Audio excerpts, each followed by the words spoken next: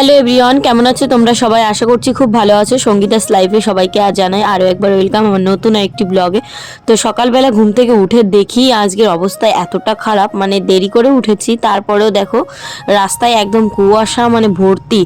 আর এটা তো main road, এই রোড দিয়ে সবসময় গাড়ি যাতায়াত করে, এতটা কুয়াশা হলে কতটা অসুবিধা হয় বুঝতেই পারছো। তো সকালবেলায় এই যে 7:30 পরেই উঠেছি ঘুম থেকে। তো বাজারে গেলাম, গিয়ে দেখি কি রাস্তার দিকে তাকানো যাচ্ছে না, মানে একটুখানি দূরেই কিছু দেখা যাচ্ছে না। তো কি করে রাস্তাঘাটে গাড়ি বাস চলবে সেটাই আমি বুঝতে পারছিলাম না। তারপরে চলো বাজার করে নিই। আর আজকে কিন্তু আমি মাছ খাবো না, ওই জন্য মাছ আর কিনবো না। না, মাছ আমি কিনবো, সরি কি বলি। তো এই মাছগুলো আমার পছন্দ হয়নি, আমি একটু রুই মাছ নেব। তো বাজারে বেশ ভালোই মিলেছে, সবাই কিন্তু শীতের বাজার হলেও চাদর টুপি পরে সবাই বাজার করতে চলে এসছে। আমি যদিও একটু লেট করেই এসেছি, বলে না বাড়ির কাছে সব কিছু হলে একটা দেরি ভাব থাকে, সেটাই। মানে আমি ভাবি তো পেয়েই যাবো, আমাদের অত তাড়া নেই। তো পরে গিয়ে সেই একটুখানি যা পাই, মানে অতটা দুজনের জন্য বাজার করা খুব যে গ্রাহ্য করে করা সেটাও না। তো দুদিন আগে আমি এই কচুটা কিনে রেখেছিলাম, এটা হচ্ছে মান কচু। এই কচুটা আমার কাছে এত ভালো লাগে, যদি কিনা ভালো হয়। আর আমার বলতে পারো কচু ভীষণ ফেভারিট। তো এই যে কচু কিনেছি, আজকে কচু দিয়ে রান্না করব, রুই মাছ দিয়ে একটু মশলা দিয়ে তরকারি। তো আজকে রান্নাটা তোমাদের সঙ্গে শেয়ার করব, দেখতে থাকো বন্ধুরা। আর এই কচুটাকে আমি প্রথমে কেটে নিচ্ছি। তো 1 কিলো মতো রেখেছিলাম, সেখান থেকে 500 মতো রান্না করব।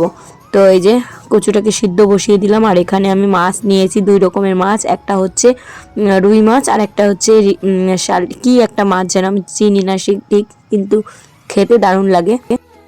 তো এই মাছগুলোকে এখন আমি এক এক করে ভেজে নেবো। আজকে ভাবলাম যে কচু দিয়ে তরকারি রান্না করব, তাহলে আমি গ্যাসে করব না। আর এই রান্নাগুলো না একটু জালের প্রয়োজন হয়, মানে একদম জালটা বেশ ভালো হলে রান্নাটাও বেশ সুন্দর হয়।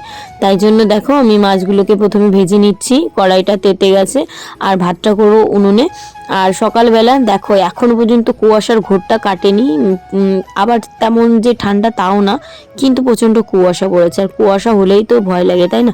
তো আমার কচুটা সিদ্ধ হয়ে গেছে, গ্যাসেই বসিয়েছিলাম কচুটা। আর এখন কিছু মাছ আছে, সেগুলো ভেজে নিচ্ছি। এই মাছগুলো দিয়ে একটা শাকের তরকারি রান্না করব। আর চলো কচুর তরকারির রেসিপিটা তোমাদের সঙ্গে শেয়ার করি। তোমরা যারা এই কচু খেতে পছন্দ করো না, অনেকের আছে কচু দেখলেই খুব গলা ধরে, মানে খেতেই পারে, ভাবতেই পারে না। তো কচুকে ভয় পাওয়ার কোনো দরকার নেই, এক একজনের থাকে কচু খুবই ফেভারিট। আমার কাছে তো ভীষণই ফেভারিট লাগে কচু। তো এই কচু দিয়ে আজকে রান্না করব, কচু দিয়ে মাছ দিয়ে তরকারি। তার জন্য একটু জিরে আদা লঙ্কা বেটে নিয়েছি। তো সেটাকে এই যে ভালো করে মশলার সঙ্গে কচুটা দিয়ে কষিয়ে নিচ্ছি। কষা কষা হয়ে গেলে আমি এর ভিতর দিয়ে দেবো জল। তো এই যে দেখো জলটা দিয়ে দিলাম। আর এইভাবে রান্না করলে আমি আবার কি 2 ফোড়নে রান্না করব। আবার আর এক রকমের রান্না আছে কোনো মশলা ছাড়াই, মানে ফোড়নের সময় একটু জিরে তেজপাতা আর শুকনো লঙ্কা তুলে বেটে দিলেই হয়ে যায়। তো আমার মা ওইভাবেই রান্না করে, কিন্তু আমাদের বাড়ির পাশে একটা দিদি এইভাবে একদিন রান্না করে আমাকে দিয়েছিল। একটু গরম মশলা দিয়ে করতে হয় এই রান্নাটা, এত ভালো লেগেছিল। তারপরে মনে হলো যাক আজকে আমি এইভাবেই করি। তো কচু এমনই জিনিস, যদি ভালো হয় যেভাবেই রান্না করো না কেন সত্যি টেস্টি হয় খেতে। তো এই যে দেখো আমি ঝোল দিয়ে নামিয়ে দিচ্ছি। এখন আমি ফোড়নে দেবো একটু জিরে তেজপাতা শুকনো লঙ্কা। তো চলো আমি এখন দিয়ে দিই।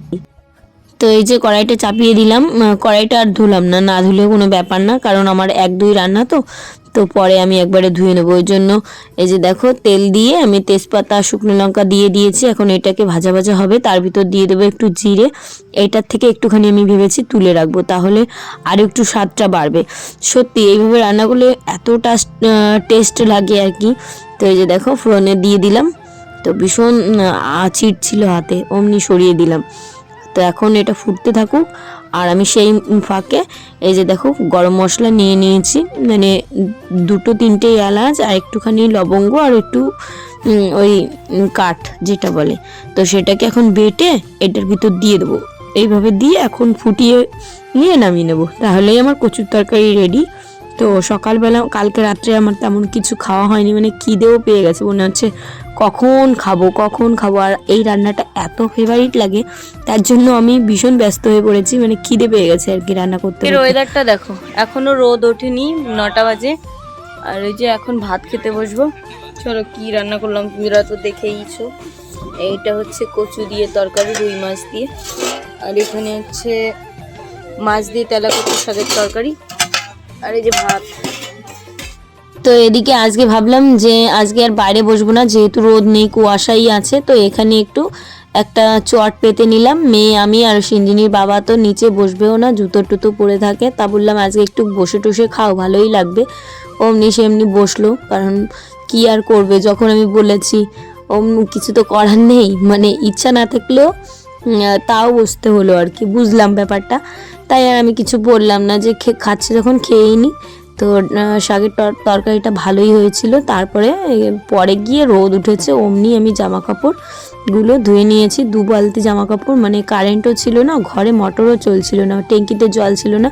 সেই বাইরে শাশুড়ি মার কলে গিয়ে সব জামা কাপড়গুলো ধুলাম, ধুয়ে এখন মেলছি। মানে রোদের তো কোনো গ্যারান্টি নেই, শীতকালের দিন মানে তাপটাও তেমন পায় না। এই মোটা মোটা প্যান্ট কখন শুকাবে, তাই জন্য আমি অপেক্ষা না করে আমি প্রথমেই কলে গিয়ে ধুয়ে নিলাম। সত্যি একটু আজকে কলটা চেপে করতে কষ্ট হয়েছে, কারণ কল চেপে করা হয় না তো।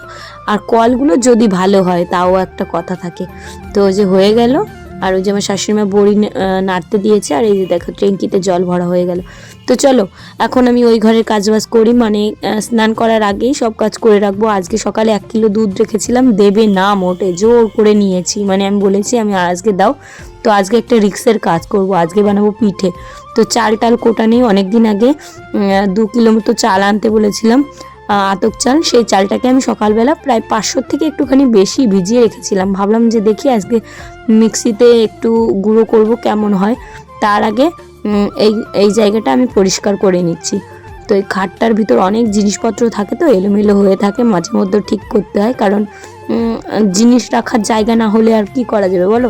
তাই জন্য এইভাবে একটু ঠিকঠাক করে নিই। মাঝে মধ্যে আবার 2-1 সময় এলোমেলোও থাকে, বিশেষ করে এই ঘরটায় সবসময়ের জন্য থাকা হয় না, তার কারণে একটু এলোমেলো থাকে। তারপরে এখানে দেখো আমি একটু জল ফেলে দিয়েছি, এখানে আবার একটু লেপে নিলাম। তো আজকে এই উনুনটাই পিঠে করব। তো এই যে দেখো, এই যে এইখানটা লেপে নিলাম, আর একটু পরেই স্নান করব। তার আগে ভাবলাম যে না, এই কাজটা করে রাখি, তারপর স্নান করে এসে এটা করতে ভাল লাগবে না, অনেকটা টাইম করে রেখে দিলে পিঠেগুলো যদি ফোলে ভালো। সেই জন্য আমি মিক্সিতে এই চালগুলো একদম পেস্ট করে, মানে একদম নরম করে গুলে নিচ্ছি। এইভাবেও পিঠে করা যায়, যাদের বাড়িতে ঢেঁকি থাকে না, মানে ঢেঁকি পাওয়া যায় না গ্রামে, আবার 1-2 কিলো চাল, অল্প মানুষ, তারা কি করবে বলো, 1-2 কিলো চাল কুটতে গেলেও জ্বালা, আবার কেনা গুঁড়ো পিঠে ভালো লাগে না। তো এইভাবে পিঠে করলে একদম পিঠের মতো পিঠেই হবে, মানে স্বাদটা সেই পিঠের মতোই হবে। তো এই যে দেখো এইভাবে পেস্ট করে মোটা করে গুলিয়ে রেখে দেবো। পরে আমি যখন বানাবো তখন উষ্ণ উষ্ণ গরম জল দিয়ে বানাবো। তারপরে কিছু বাসন বেরিয়েছিল, ভাবলাম ওইটা করে রাখার পরে বাসনগুলো মেজে ফেলি। তো এই যে বাসনগুলো মেজে আমি ধুয়ে এখন রেখে দেবো। তারপরে গিয়ে স্নান করব, খাবো, মানে সারাদিনের যত কাজ আছে করে রাখলাম, তাহলে আর ঝামেলা থাকলো না। আর সন্ধ্যাবেলা এসে একটু পিঠে বানাবো, আমার হয়ে যাবে। তো সমস্ত কাজ বাজ শেষ, এখন বাড়ির দিকে যাচ্ছি, মানে আমাদের ওই ঘরে। আর আকাশটা দেখো এখন একটু পরিষ্কার হয়েছে, সারা সকালবেলাও তো উঠে। আর আমার মেয়েটা আমাকে দেখে আগে দৌড়ে পালাচ্ছে। বন্ধুরা, এই যে রাত্রিবেলা আমি আমার মেয়ে মিলে দুজনে মিলে পিঠে বানাচ্ছি। এই যে এক খোলা হয়েছে, দেখা একটু পিঠেগুলো মিক্সারে করে করলাম, তাও কি সুন্দর ফুলেছে। দাও বাবা দাও, এদিকে এসো, এদিকে এসো, এখানে বসো। হ্যাঁ, তোমাদের দাদাদের এই খোলা দিবা। তো বসেই আছে ঠাম্মি দাদাকে দেওয়ার জন্য। আর এই যে আমি তো বেশি চাল গুলাইনি, ওইটা দে একটু খাই, একটা খাই দে। এই দেখো পিঠেগুলো। তো প্রথমে আমি ভিডিওটা করতে সাহস পাইনি, যে ভাবছিলাম পিঠে হয় কি না হয়। দুধটা আগে ঘরে জ্বালিয়ে নিয়েছি, আর এই যে দেখো পিঠেগুলো প্রথম খোলার থেকে শুরু করে এত সুন্দর ফুলেছে, মানে আশাই করতে পারিনি যে আমি যে এত সুন্দর পিঠে বানাবো। নিজের প্রশংসা নিজেই করে দিচ্ছি, কিন্তু কিছু করার নেই, সত্যি এত সুন্দর হয়েছে। আর এই সাজটাও না ছোট্ট মতো। দেখো আচের উনুনে এই যে পিঠে বানাতে বসছি। আজকে তো মিক্সচারে করলাম, তোমরা দেখলে। আর প্রথম খোলাটার থেকে এখনো অবধি এত সুন্দর পিঠে হয়েছে। 2 খোলা শ্বশুর শাশুড়িকে দিলাম, আমি তো বেশি চাল কুটিনি। এই দেখো অল্প একটু আছে, এখানে অল্প একটু। তো আর এই যে আমি দুধটাও এই যে জাল দিয়ে নিয়ে তেজপাতা এলাচ টেলাচ দিয়ে জ্বালিয়ে রেখেছি। এখন পিঠে বানাবো আর আমি দুধের ভিতর ফেলবো। তো অনেকে এই পিঠেগুলোকে বলে দুধ চিতই পিঠা, আমরা ভিজনি পিঠা বলি ছোটোবেলা থেকে। তো এই পিঠাটা আমার সব থেকে ফেভারিট, এত বেশি ফেভারিট, আমার মা যদি পিঠে বানানোর কথা ভাবে তাহলে প্রথমেই আমার কথা ভাবে। আমার মাও জানো তো, আজকে আমি পিঠে বানাচ্ছি, আমি না আজকে ফোন করিনি, আমার মাও আজকে 7 কিলো চাল কুটে পিঠে বানাচ্ছে, যদিও আমার যাওয়ার কথা ছিল, তো আমার যাওয়া হলো না। তো যাই হোক, গ্রামের বাড়ি, আমরা তো সবই পারি চাইলে, তাই না? তো ওই জন্য আমি দেখো মিক্সিতে 2 কিলো চাল কিনেছি, কিন্তু করলাম আধা কিলোর থেকে একটু বেশি, কারণ খাওয়ারও তো মানুষ লাগবে, তাই না? আর হবে কি না সেই গ্যারান্টি না পেয়েও বেশি করেও বানাতে পারি না, যে বেশি করে বানিয়ে লোককে দেবো, যদি খারাপ হয় তখন তো মানুষ খাবে আর বলবে যে কী বানিয়েছে, কী দিয়েছে। ওই জন্য প্রথমবার দেখলাম, ট্রাই করেছে, ভালোই হলো। নেক্সট টাইম যদি পারি সবাইকে করে খাওয়াবো।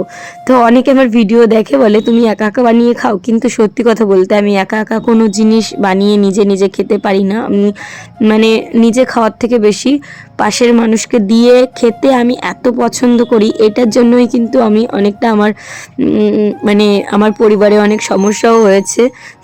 তো যাই হোক, ওটা বাদ দাও, ওটা হাসির মতো, সব পরিবারেই কম বেশি হয়ে থাকে, তাই না?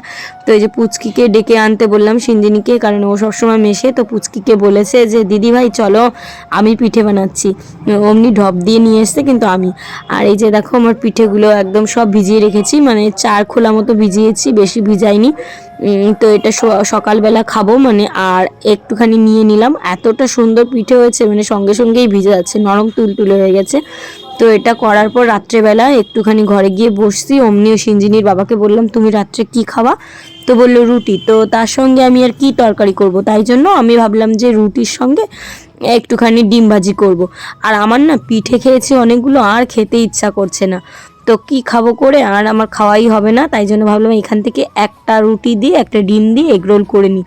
তো একটু বাজারে গেছি শশা কিনতে, একটা দোকানেও শশা নেই, তো আমাদের বাড়ির পাশে যে দোকানদার কাকিমা ওখানে আর কি দোকান দিয়েছে, শশা দেবে না, জোর করে মেয়ের জন্য একটা বললাম যে কাকিমা দাও, তারপরে 5 টাকা দিয়ে একটা শশা কিনলাম, বললাম সকালে কিনে দিয়ে যাবো, বলে দিতেই চাইছে না, কেন জানি না এরকম করে।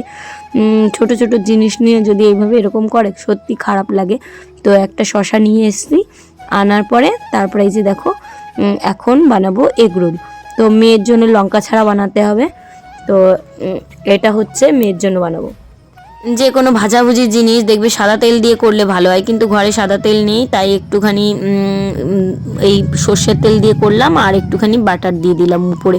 অনেক দিন আগে বাটার কিনেছিলাম, সেটা আর খাওয়াই হয় না, মেয়েকেও দেওয়া হয় না, কি দেখি করব। আর এই যে দেখো দুটো বানিয়ে নিচ্ছি, এই যে বাটারটা দিয়ে দিলাম সুন্দর করে, তাহলে একটা ভালো ফ্লেভার আসবে, আর বাটারটাও খাওয়া হয়ে যাবে। মানে এটা হচ্ছে আমার ইচ্ছা, তাড়াতাড়ি ফুরাতে হবে, না হলে নষ্ট হয়ে যাবে, সেই জন্যই আর কি। তো এগরোল ওই জন্য বাটার দিয়ে করলাম। তো দেখো দুটো ভেজে নিয়েছি, আর রুটি তো বানানো হয়ে গেছে, একটা ডিম আছে সেটা আর কি ভেজে নেবো, এই যে সিঞ্জিনির বাবার জন্য ডিমটা পেঁয়াজ আর লঙ্কা দিয়ে ভাজলাম। আর এই যে দেখো প্রথমে পেপার নিয়ে এসেছিলাম বাড়ি থেকে, ভালো করে র্যাপিং করে পেপারটা দিয়ে আমি আর কি এগরোলটাকে বানিয়ে নিলাম। তো দুটো এগরোল বানিয়েছি আমার আর আমার মেয়ের। তো এই যে বানানো হয়ে গেছে, চলো এখন বাড়িতে নিয়ে যাই, নিয়ে সিঞ্জিনিকে দেবো। আর এগুলো ঠান্ডা হলে কিন্তু ভালো লাগে না, তবুও ওই ঘর থেকে আনতে আনতে ঠান্ডার জন্য সত্যি বেশি একটা গরম থাকে না।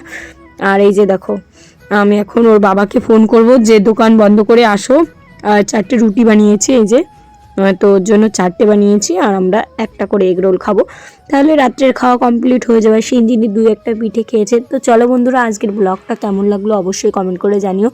আর নাকে হয়েছে একটা ফোড়ার মতো এত ব্যথা। তো চলো টাটা, বাই বাই।